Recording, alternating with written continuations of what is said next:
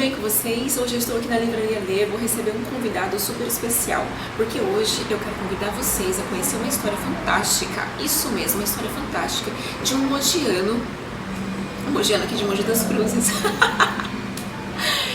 Para você conhecer uma história, e hoje eu quero convidar você para conhecer uma história fantástica de um rapaz mogiano que cresceu aqui na cidade e que, aliás, estudou aqui com a gente.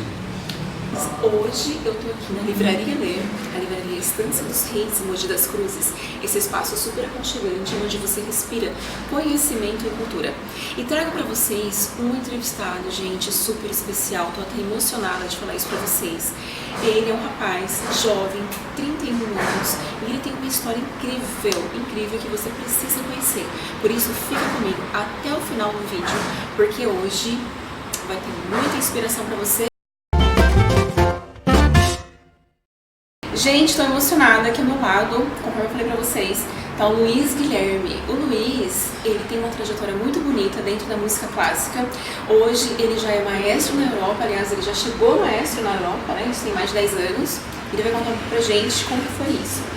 Luiz, muito grata pela sua presença. Eu acho realmente enriquecedor as pessoas conhecerem a sua história, né? E é um prazer pra mim conhecer uma pessoa como você, porque por vários momentos eu me inspiro e assistir essa caminhada, né? Então por isso eu pensei, acho que mais pessoas podem se inspirar.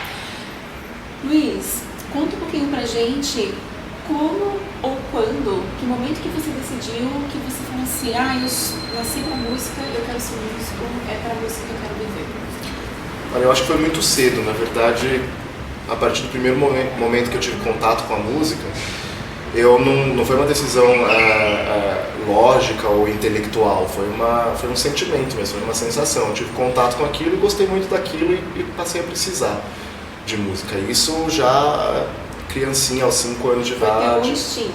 Foi um instinto, quer dizer, todo mundo está aqui para ser feliz, né? Então você descobre uma coisa que te faz feliz, você quer ficar fazendo aquilo. E a minha infância foi repleta disso, foi repleta de música e de atividades no palco, e interpretando e atuando, e nisso a nossa cidade, Mogi, você acompanhou isso, a gente estudou juntos. Eu tive a sorte de viver um momento aqui em Mogi que era muito rico culturalmente, que tinha muita gente boa fazendo muita coisa, como hoje em dia também, né? Nós tivemos, mesmo eu estando fora, acompanhei os altos e baixos da cidade, acho que nós estamos novamente num florescer da cultura e das oportunidades aqui em Mogi. Então, eu não sei quando que eu decidi ser músico, mas eu sei que eu tive as possibilidades de tomar essa decisão. E isso é importante. Tá. E como foram essas possibilidades? Como que foi seu caminho? Você comentou que a gente estudou juntos, nós estudamos em escola pública. Eu acho legal falar isso porque valoriza aquela coisa de não posso. Né? Não é minha condição social que vai definir meu futuro, né? É o meu querer, e aí como você disse, né, o teu querer foi te colocando possibilidades. Como foram essas possibilidades e o oposto, né? Você também teve desafios, como foi dentro dessa trajetória? Pelo menos no início, aí, conta pra gente. Olha, já teve muita coisa, é óbvio, né? Uma característica também minha, assim, com a qual eu tenho lidado mais nos últimos tempos, justamente pelas entrevistas e tal, muitas vezes todo mundo quer saber justamente como foi o percurso, quais foram as dificuldades, quais foram E eu acho que eu comecei a me dar conta que no momento da dificuldade eu não a identificava tanto assim como uma coisa, como um empecilho ou como algo que fosse me impedir de fazer alguma coisa. Eu ficava bravo com situações em que eu me sentia desrespeitado ou não valorizado da maneira que eu imaginava que deveria ser, mas isso já na escola, né? Você lembra disso, que às vezes a gente tinha ideias de projetos, de coisas para fazer e achava aquilo genial e queria pôr aquilo em prática, e às vezes as escolas não tinham as condições para ajudar, para dar o suporte que a gente gostaria, ou não tinham interesse, ou achavam que aquilo não era parte da proposta deles e tal, enfim. E a gente, como jovens, ele ficava pensando por quê e tal, e revoltados, indignados com as coisas. Mas essa indignação nunca foi algo que me paralisou, sabe? Nunca foi algo que me fez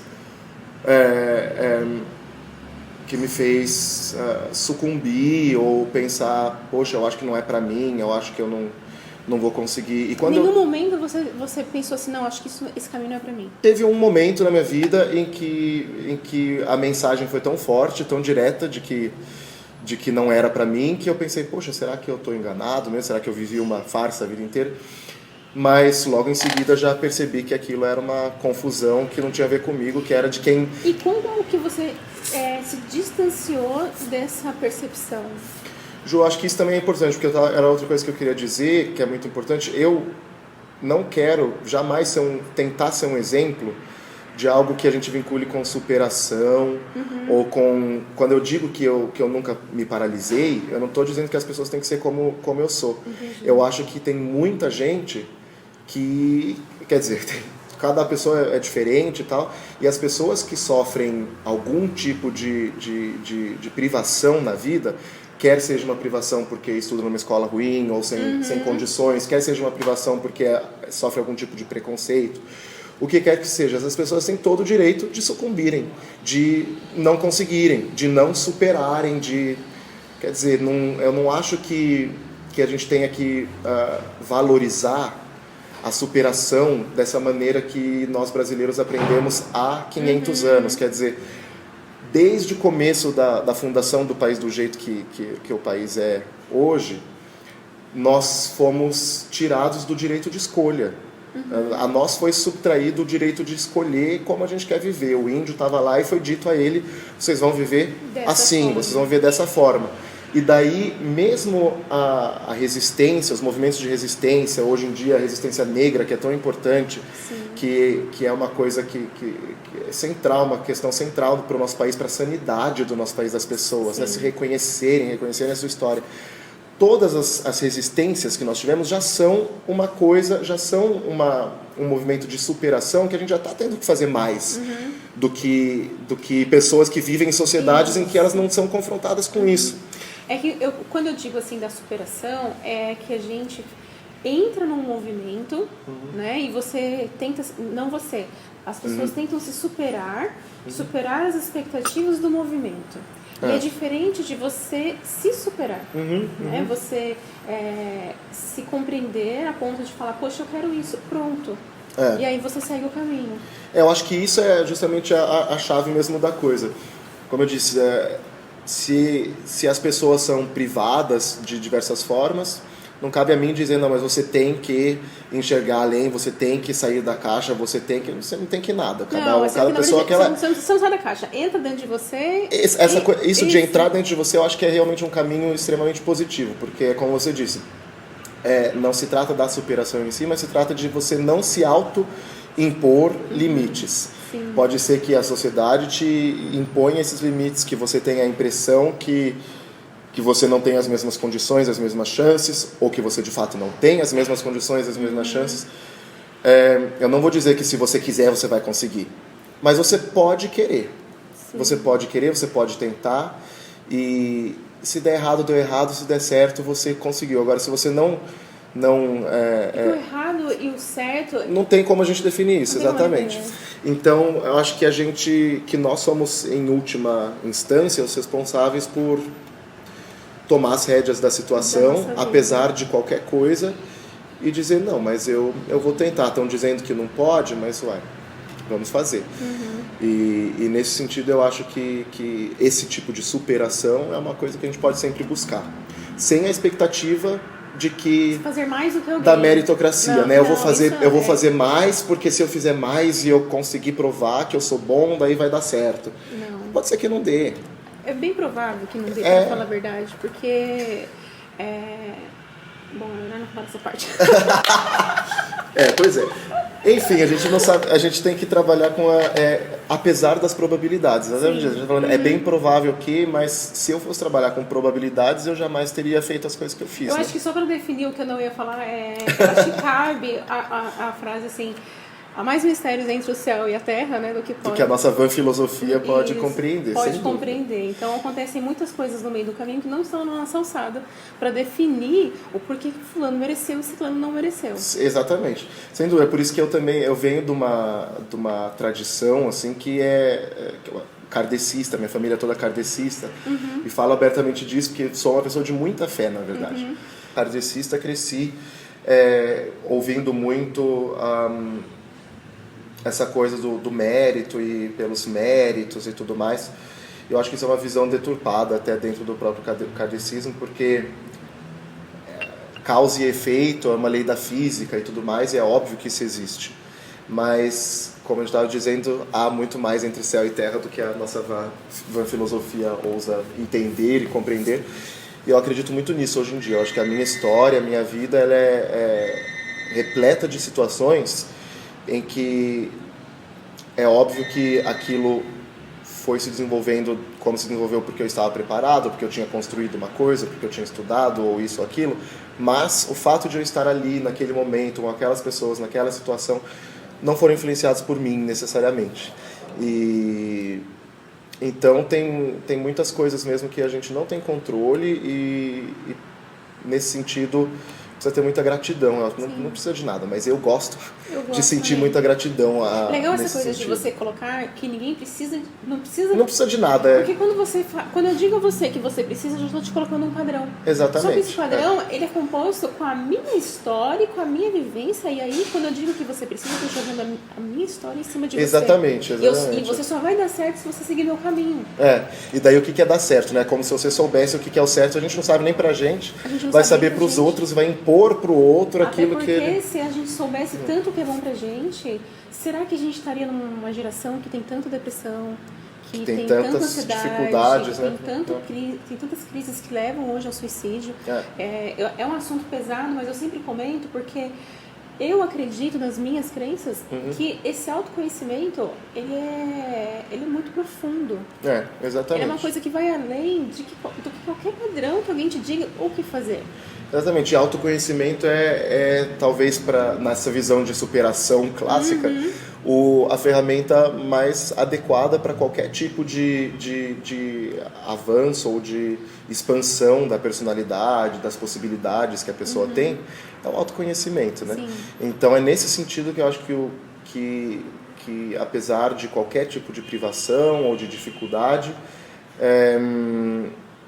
é uma coisa muito positiva você partir de si mesmo, se centrar e pensar, bom, o que eu quero, como que eu faço, como que eu vou conduzir isso e tal, sem necessariamente se autoprivar, dizendo já com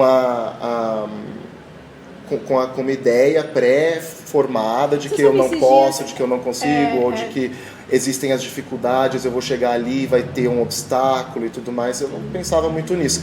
E comecei a falar dessa questão de obstáculo e de dificuldade e tudo mais agora, posteriormente. Quer dizer, depois que muitas coisas deram certo, essa consciência do privilégio já me obrigava, enquanto criança, e não me obrigava de um jeito ruim, não é que eu me sentia mal ou uma forma pesada, me obrigava com felicidade. Eu pensava, como isso é bom e como eu quero fazer isso com outras pessoas, sabe? Você sabe que esse eu quero, não estou falando assim de força do pensamento e tudo mais, até o contrário. Eu tive uma fase em que eu não sabia o porquê eu queria uma coisa. E aí quando eu ia me justificar dizendo, não, eu quero isso, por causa disso, porque vai ser legal, porque não sei o quê, porque não sei o quê. Até o dia que eu fui eliminando os motivos. Eu falei, não, o dia que eu for fazer uma coisa que vai mudar a minha vida, vai ser o dia que eu falar pra mim, alguém vai me perguntar, por que você fez isso? Porque eu quero. Porque eu quis. Porque eu quero, não faz mal a ninguém e dá pra fazer. Lógico, não faz mal a ninguém, não atinge ninguém. Uma vez um aluno meu me perguntou uma coisa, falou assim, qual que é o limite, o que a gente pode fazer e tudo mais, né? E eu pensei, putz, como que eu vou explicar isso para uma criança, né? Lá na Europa, lá em Viena, um aluno meu dos meninos cantores de Viena. E eu disse para ele, olha, eu não sei qual é o limite, porque não existe também um limite socialmente aceito em todo o mundo, em todas as sociedades, né? Por isso que cada país tem as suas leis, tem os seus costumes, tem os seus modos. Mas o meu limite pessoal para aquilo que eu posso fazer é eu saber que aquilo não faz mal para ninguém, e que é possível de fazer, que eu tenho os caminhos, que eu tenho os meios, que eu não vou tirar nada de ninguém, que eu não vou fazer basicamente isso, né? Então, se você quer, se aquilo te faz bem, Não precisa, Pronto. Não precisa justificar, não precisa dizer eu vou fazer isso. Muitos motivos acabam tendo um interesse que pode ter te prejudicado. São os interesses que nos ensinaram que era o jeito de ser feliz, né? O jeito de ser feliz era você querer um carro, porque você tendo um carro você pode ir com a sua família pra praia. Tá, mas você não quer ir pra praia, eu não gosto de praia, entendeu? Eu sou sua casa. Então o jeito de ser feliz é você no fim de semana ir jogar futebol com seus amigos, mas as pessoas que não gostam de futebol, Sim. cada um, enfim, cada um é cada um, né? É aquilo que você disse no início, né? São as possibilidades. São as possibilidades, e isso é o que nessa visita em Mogi tem me feito muito feliz, é ver que por mais que a vida continue difícil como é no nosso país como um todo, né? Com um povo muito que luta demais e que trabalha tanto. Sabe, mas apesar disso as coisas estão é ficando mais possíveis. Isso que você falou é sensacional, porque as pessoas costumam dizer assim, porque no Brasil não vai pra frente. Porque... Gente, a galera trabalha pra caramba, sabe? E hoje mais hoje mais do que nunca, porque eu conheço um monte de gente que trabalha em 2, 3 empregos. Chega em casa, vai empreender e vai fazer isso no final de semana, porque não dá conta. Como que diz? O brasileiro não faz porque não quer. Não, gente, não é assim. A gente precisa valorizar a nossa história, a nossa caminhada. Isso começa dentro de casa, isso começa em valorizar o trabalho que o teu irmão fez, que a tua mãe está fazendo, que os seus vizinhos, se reconhecer, rua, né? o seu bairro, a sua cidade. É um patriotismo de dentro para fora. Não tem como eu amar meu país se eu não amar minha rua. Exatamente. E isso não significa ser a favor ou contra o governo. Exatamente. É se reconhecer enquanto indivíduo e coletivo, né? Existem as duas esferas. Sempre também na esfera social, porque no pessoal a gente acaba... Não, eu quero isso... então isso é melhor pra mim, então isso é melhor pra todo mundo. Não, então isso que você falou, equilibrar na esfera social pra você não olhar só pra você, porque também existe só a gente no mundo, né? Não, isso é muito curioso mesmo, porque é curioso observar assim, a postura de alguns brasileiros no exterior. Eu lembro agora do ministro falando que brasileiro, o ex-ministro, né, que brasileiro rouba isso, rouba aquilo, enfim, um absurdo. Mas uma coisa que brasileiros assim, que é ponto comum de todos nós brasileiros que moramos no exterior e que observamos, a gente sempre fala, né? É interessante ver como o brasileiro fala mal do Brasil quando está fora do país. Ele fala, não, olha aqui, não sei o que, se fosse no Brasil, já não sei o que e tal. E daí fala mal, e quando está no Brasil ou no exterior, faz exatamente aquilo que estava criticando. Exatamente. Então, assim, eu acho que o caminho mesmo de uma mudança é isso que você falou, é a partir de dentro para fora. Não é você vestir as camisetas e as bandeiras e cantar o hino nacional, na sua casa, e você fazer isso e falar mal do seu vizinho e da sua mãe e dos... É você reconhecer o que há de bom em todas essas pessoas, em todas essas histórias. E em você também, e em você, é óbvio. Genuinamente, né? Não dentro dos patamares. Não o que há de bom em você enquanto profissional. Não o que há de bom em você no mercado, porque eu sou bem sucedido, porque eu isso, porque aquilo, porque eu consegui, porque eu batalhei e consegui. Gente, vocês entenderam por que eu tô emocionada, né? Não, então isso é muito importante. O que há de bom de beleza, o que há de bom de felicidade, de compartilhar, de tranquilidade na vida, sabe? Isso que é eu acho que é o mais importante mesmo. Então, acho que é isso que a música me dá muito.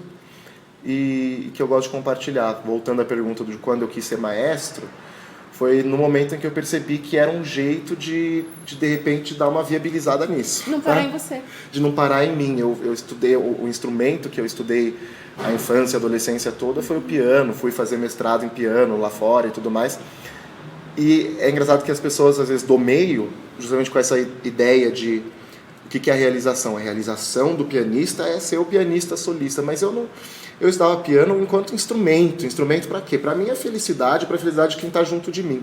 Sim. E queria fazer disso um instrumento para ser maestro, né? E é interessante que em Viena, onde eu estudei, a primeira exigência para se estudar, para se entrar no curso de regência lá, é que você seja pianista. Nossa, então gente. As pessoas do mundo todo vão fazer a prova e não entram porque não são pianistas assim com uma substância de pianista. E eu não tive essa dificuldade. Fui muito bem instruído aqui no Brasil também pelo meu professor lá na Escola Municipal de Música, que dizia, quer ser maestro, então vai estudar piano e tal. São essas coisas que eu digo, não tem...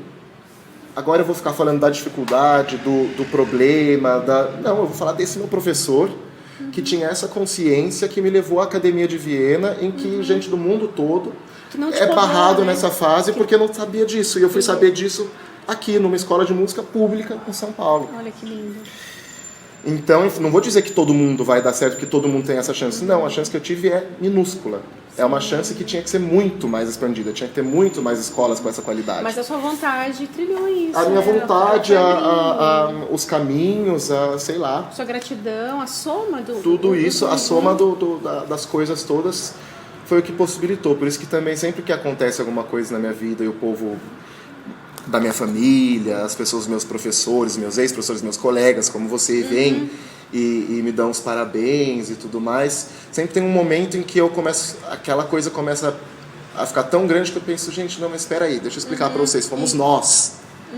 Não fui eu, fomos nós, é a nossa história, todos nós somos um produto da sociedade que a gente vive, das nossas interações, das pessoas com quem a gente tem contato, é uma soma. Então eu agradeço a cada um que gastou o tempo, a energia da vida dele comigo, a vida dele, a vida dela comigo, para possibilitar que eu tivesse as experiências todas de vida que eu tive, que nós compartilhamos juntos. Acho que isso que é o mais legal, assim, né? Sobre um exemplo, eu acho que não somente os títulos, né? Mas é a força de você acreditar na visão, de você acreditar na mudança e acreditar na felicidade como o teu dia a dia, né? Que você merece ser feliz hoje. E pronto, sem muitas discussões, sem comparações, sem esse detalhamento, né? Exatamente, é o merecimento puro, não é que você merece, que você fez algo para merecer. Não, a gente nasceu, a gente tem uma vida aqui para viver e a gente vai ficar se preocupando com... Não, a gente tem que construir coisas que nos façam felizes, e se forem coisas que possam expandir a felicidade para aqueles que estão perto da gente, nossa, é o que a gente tem que escolher. E muitas vezes isso vai contra tudo o que se aprendeu, o que se tem dito, né? Da carreira, da construção da família clássica, da construção da casa, do carro. Enfim, cada um busque o que ele quer, mas seria muito bom que a gente se libertasse aos poucos, e a gente está fazendo isso. Eu acho que está. A gente está se libertando dessas imagens... Nessa positividade e nessa evolução positiva, na verdade. Porque tudo se compara ao fim dos tempos, olha, tá tudo perdido. Não, gente, há 500 anos atrás as pessoas faziam coisas bárbaras. 300 anos atrás, há 100 anos atrás, assim, eram coisas bárbaras. E a humanidade está vencendo. O nosso país é o país o último que terminou com a escravidão, o país que mais recebeu escravos da África. Um país que está começando agora a lidar com essa questão de uma forma minimamente coerente com a profundidade dessa questão. E então cada passo que a gente vê... Ontem eu fui assistir aqui um espetáculo que eu fui assistir pela segunda vez, porque teve no sábado e no domingo, de 3 grupos aqui de Mogi, a Congada, um grupo de teatro e um grupo de danças populares, de pesquisa em danças populares. E um espetáculo ao ar livre, na Praça da Matriz, na Praça do Rosário, um espetáculo itinerante. Eu fui no sábado e voltei no domingo para assistir.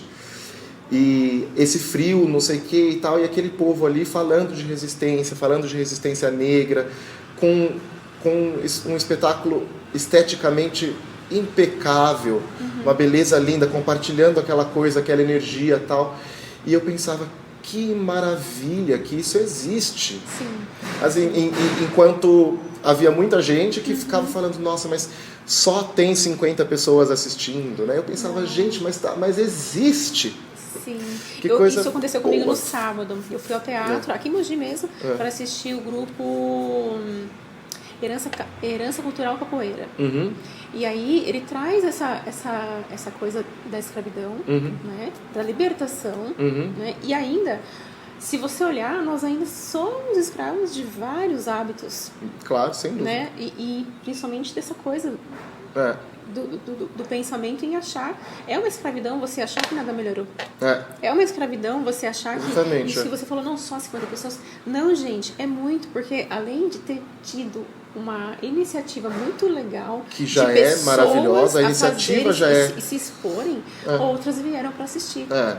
Claro. Não, mas estava uma energia muito boa mesmo, justamente para essa coisa das 50 pessoas, poderia ter sido um discurso, né? Não foi.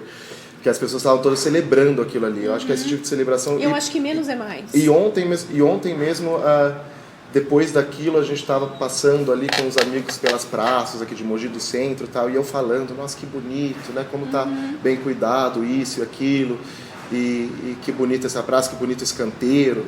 E uma pessoa, um amigo meu, falou assim, nossa, você consegue enxergar beleza em Mogi, morando em lugares cercados de palácios, em que as casas, as construções, os museus são tão bem cuidados, e históricos, e antigos, e maravilhosos, e tem toda a razão, as coisas lá são extremamente belas. Mas eu vejo muita beleza em Mogi. Quando eu venho para Mogi, a gente está aqui conversando agora, eu estou olhando para a serra lá atrás, que é a primeira coisa que me encanta toda vez que eu venho para cá. É a serra mais bonita do mundo? É a serra da minha cidade. É a serra com a qual eu crescia, que me dava a sensação de segurança, de conforto, de estar protegido, né? A natureza que envolve a minha cidade. Então isso tem uma beleza indescritível, uma beleza intrínseca que talvez seja a beleza que diz respeito só a mim, aos meus olhos, aos olhos de quem nasceu em Mogi. É menos beleza? Óbvio que não é menos beleza do que a beleza das pessoas que nasceram em Viena e que veem aqueles prédios e que acham aquilo bonito. Quer dizer, mas eu posso cultivar o belo, valorizar o belo em qualquer lugar que eu estiver. A tua emoção. De acordo com o que eu quiser, exatamente. A cor do sol aqui com certeza é diferente. É diferente, claro, exatamente. Não, é tudo muito específico, né? E quando a gente toma consciência do específico, do individual, de que a gente nunca vai conseguir ver com os olhos dos outros, de que a gente nunca vai conseguir sentir o que o outro sente, daí a gente percebe o quão absurdo é a gente dizer para alguém, não, você não pode sentir isso. Nossa. Mas você não pode dizer que foi racismo, mas não foi racismo. Imagina, a pessoa não estava querendo dizer isso. Ou, não, mas você não... Por que você está se sentindo mal? Mas por que você está tão fraco? Por que você está dizendo, fulano diz que tá com depressão, mas hoje em dia todo mundo diz que tem depressão, né? Quem sou eu? Para dizer o que a pessoa está sentindo, o que ela está... Quais são os limites dela. Se respeitem, sabe? Vão se aprender e... E aí, no momento que você julga o outro, quando você passa por isso, como é que você vai falar, né? Não vai falar, daí esse ciclo vicioso. É um ciclo vicioso, porque daí você vai ficar calado, porque você julgou, então quando você falar, você tem medo de ser julgado. Você tem medo de ser julgado, exatamente. E aí você morre sufocado, né? E daí você fala, eu não consigo, não tem ninguém que eu confie para eu poder falar dos meus sentimentos, não sei o quê, mas justamente porque é um ciclo vicioso de uma sociedade que fica se auto-incriminando o tempo inteiro, né? Se auto-julgando e dizendo, você não pode, você isso, você aquilo, eu isso, eu aquilo, se crucificando por escolhas, por tentativas. Acho que tem que dar um jeito de pegar leve na vida, né? E de levar as coisas a sério, porque isso não é não levar as coisas a sério, isso na verdade é justamente você se respeitar e você fazer as coisas. Luiz, por mim eu passaria horas aqui, é realmente emocionante, não só pela nossa juventude, não só por você também ter feito parte da minha caminhada. Era um meu desafio quando era criança, porque ele era tão inteligente, e aquilo virava uma competição assim, completamente saudável, porque a gente teve uma infância, eu também sinto que tive uma infância privilegiada, com esses olhos, né? Com esses olhos de ter paz, por esses olhos de ter tido amigos, de ter sido uma criança ativa e de fazer coisas que eu tinha vontade. Exatamente. E nunca dentro do material, porque, gente, as pessoas também me julgam e acham que eu, né? No sentido de, nossa, você tem isso, eu tenho aquilo. Não, gente, a simplicidade das coisas me emocionam de uma forma e eu carrego isso com muito valor, E o que eu admiro muito, e eu tenho como exemplo pra mim, e da mesma forma que você quer compartilhar aquilo que você recebeu, compartilhar esse exemplo com as pessoas no sentido da força, sabe? Dessa força interna, dessa força do ser humano.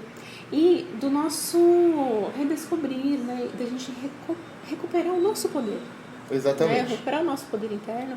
E algo que eu vi que você desde criança nunca perdeu, na verdade, né? Você sempre esteve com ele aí. E nós eu vejo como sociedade as pessoas perdendo o seu valor como pessoa, né? O seu valor interno, sua força interna, a sua energia vital pra virar e falar, nossa, não, eu quero seguir esse caminho, sabe? Sem, vou arranjar briga com isso, custe o que custar. Exatamente. Sabe? Não é isso. Vou conseguir, eu vou superar, eu quero, eu posso, eu consigo. Não, gente, se você não quiser, tá tudo bem. Tá tudo bem, não precisa querer, não precisa poder, não precisa conseguir. Não precisa mas nada. Assim, o que é legal é você ter uma vida leve internamente. E eu sempre percebi, porque eu tenho e gosto de acompanhar a tua jornada, e é passar isso, tanto que a gente não ficou aqui, nossa, e títulos, e isso, e aquilo, e eu também tento trazer isso para todos os diálogos, né, que é um bate-papo, e às vezes eu falo mais do que o entrevistado.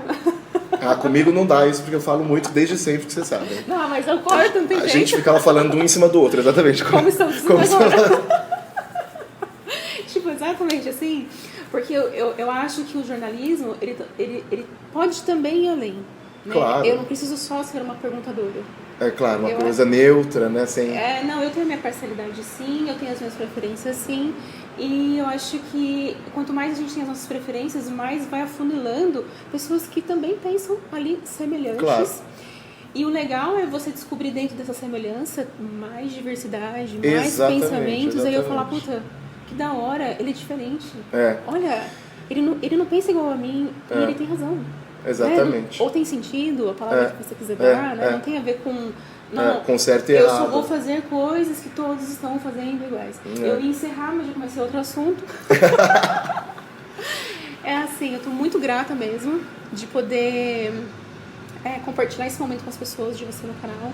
Tanto que quando o primeiro vídeo que eu fiz do canal, eu coloquei o seu nome lá, de falei, gente, vocês sabiam, a gente tem um maestro em Viena, não é só o menino Ney que nasceu aqui em Mogi, porque a gente tem muita riqueza, e a riqueza está nas pessoas, está na mão das pessoas, está na mão daquilo que as pessoas produzem, em prol ao compartilhamento.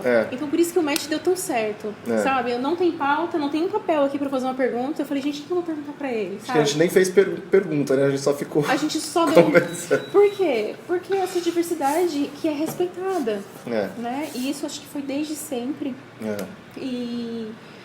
eu acho que esse é o exemplo, não é o exemplo de quantos títulos você tem, sabe? Mas é o exemplo, o como. Esse é o como que eu gostaria que você tivesse contado mesmo para as pessoas. Que é como que você lida com esse sentimento, quando que você lida com aquele outro, quando vem uma enxurrada, tá merda toda, e você fala, nossa, e agora? Não, tá bom, vamos continuar, acorda no outro dia e segue, né? Porque foi isso que você decidiu para você. E tá tudo bem se você do nada mudar de ideia e falar, não, agora é assim. Por quê? Porque o Luiz Guilherme aqui dentro, ele continua o mesmo. Ou evoluindo ali a cada dia, né, nesse sentido. Mas o mesmo de ter a força. A força, né? Quando a gente fala, você tem falado bastante de força e a gente pode vincular força com movimento, né? Isso. Com energia e movimento. Utilizar essa força. Então, acho que o importante é isso mesmo, essa visão do movimento, sem a ideia de ir pra frente, bola pra frente, né? Bola pra frente. A bola só precisa ir pra frente num jogo. Porque um jogo tem um objetivo muito claro, que é você fazer o gol, ou você fazer a cesta, ou você fazer... É um objetivo muito claro, tá ótimo. Ali vai bola pra frente, mas a nossa vida não é um jogo. Então, bola pra frente não é o meu lema. O meu lema não é você tem que amanhã estar mais longe, amanhã ser melhor e tal. Você tem que se... Você pode ser... O meu jeito de ser feliz é em movimento. É eu me movimentar, é eu descobrir coisas novas, cada dia eu estar descobrindo uma outra coisa. De fazer coisas. Mas quanto é que você vai ganhar com isso? Mas que você... Não sei, gente. Eu tô fazer vai isso. pagar mais, vai pagar menos, vai ser melhor, vai ser pior, eu não sei. Mas você está em movimento e em congruência com a natureza, com o planeta, que estão sempre em movimento, que estão sempre em desenvolvimento e tudo mais. Planeta, gente. Então é isso que para mim, assim, que tem me ajudado sempre, como você disse, quando vem as enxurradas, quando vem porque vai vir. Os lances, né, que desestabilizam e tudo mais. É movimento, tudo é movimento e a gente tem que se respeitar, sobretudo, se valorizar, acreditar no que quer que seja, mas acreditar que as coisas vão dar certo, que está tudo bem.